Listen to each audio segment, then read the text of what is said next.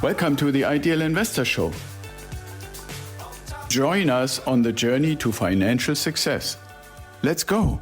Today we want to talk about that somebody actually identified as retirement roulette. What I want to address real quick is the impact of the choices of the investment that you are making. I like to take what we recommend and compare it to what most of the media, most of the company, most of the financial advisors are actually talking about.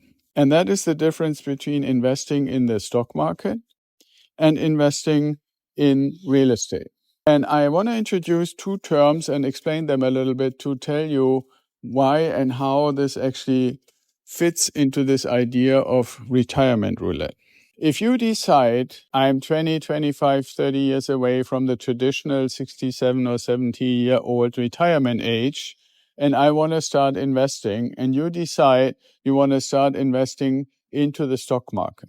Maybe you invest a certain amount every month or a certain percentage of your income every month. What are you actually really doing when you start playing this kind of roulette, so to speak? If you invest in the stock market, you're buying stocks with the expectation that they increase in value, or what's also called appreciation. Let's say you did great in those 30 years or 20 years or 25 years, and you had great returns. And now you reach the age when you say, okay, so now I'm retiring.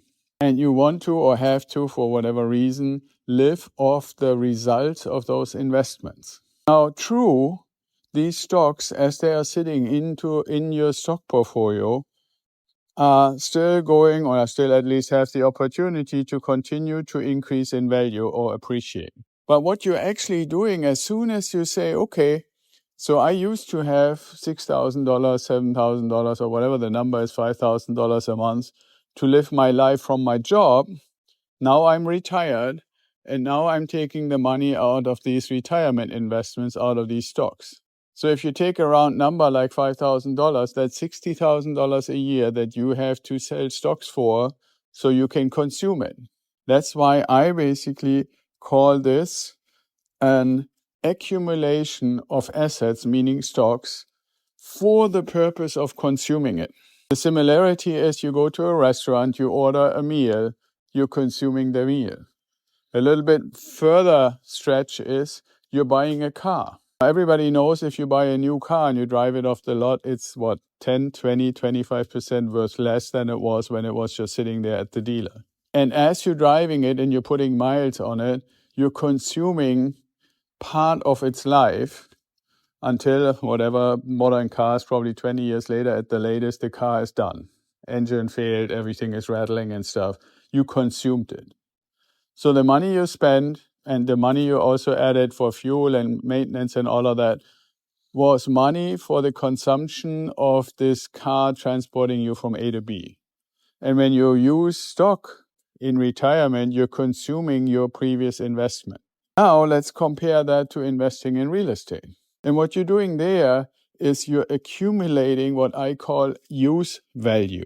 What does that mean? If you imagine a house, let's say a 12 to 1500 square foot, 3-bedroom, 2-bath, or 4-bedroom, 2-bath house. You're renting it out and the tenants paying you $1,500 a month in rent. That rent payment is basically what the tenants see as the fair value to pay to you for the privilege of using your house to live in.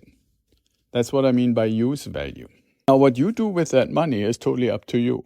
If you bought that house for cash and you manage it yourself and you're a really handy person, so you don't have to hire somebody for minor repairs, you can keep pretty much all the $1,500 every month and use it and buy stuff with it and so forth for your family. You can keep that house, let's say the same example, for 30 years until you get into retirement, just like the stock investor. And that use value will be the same.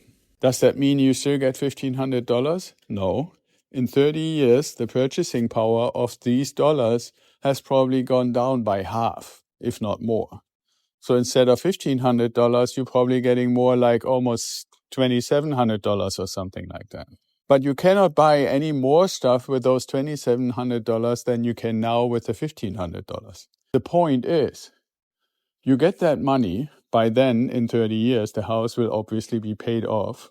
And you can keep the majority of this money, and on top of that, the value of the house. So while the stock investor is basically playing roulette, hoping that the stocks will increase far enough in the time that they own him, that when they retire, they have a really nice big amount and they can start consuming it step by step. And if the stock market doesn't collapse before they die, then that roulette game will play out. If the stock market has a bad collapse and the value really goes down half or anything like that, or 30%, they may run out of money in consuming what they invested in before they die. What will that be with real estate? For one, the use value of your place, of your house, will not disappear. People will always need to have a place to live. Now, is it possible that the rent stagnates or maybe even go down a little bit? Yes. But the later in your ownership that happens, the less the impact will be. Because remember, you always have the same amount in your mortgage payment while the rent keeps increasing. So if by the time it hits $2,000 a month, it cannot increase anymore for whatever circumstances, government regulations, horrible economy or so forth, that will still be plenty more than you need to pay the mortgage. And by the time the mortgage is paid off, any money that you get out of the property is your money to keep. And you haven't consumed anything. The house is still there, and you will never consume it unless you want to sell it. That's the big difference. Why investing in the stock market is like playing roulette and hoping that it never falls on a number that is zero. And in real estate, you're just getting the rent, meaning like what do the people that you allow to live in your property see as a fair value to use it. It never impacts the actual value. You never take anything away from the asset value. And that is the big difference why real estate investing has nothing to do with roulette compared to stock market investing. I hope that gave you a little bit of a different perspective, what the one is and what the other is, especially in the context of retirement. So with that being said, be well and stay safe, and I'll talk to you tomorrow.